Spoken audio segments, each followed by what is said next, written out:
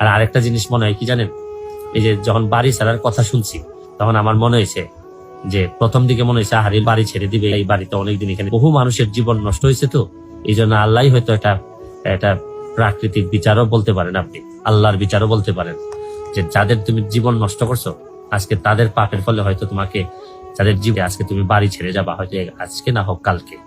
তো আমি বিশ্বাস করি যে আপনার কর্ম কখনোই আপনাকে ফেরত না দিয়ে যাবে না।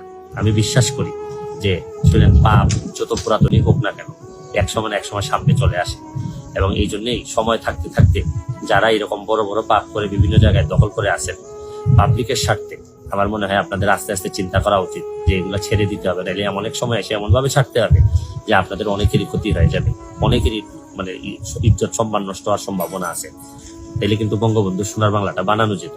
এবং আমরা যে প্রক্রিয়া এখন শুরু করছি, উন্নয়নের যে মহাসড়কে যাচ্ছি, এখানে সবচেয়ে বড় বাধা হচ্ছে গিয়ে দুর্নীতি। এই দুর্নীতিকে ঠেকাইতে না পারলে আমাদের অনেক সমস্যা হয়ে যাবে। আজকের মতো বিদায় নিচ্ছি, ভালো থাকবেন, সুস্থ থাকবেন।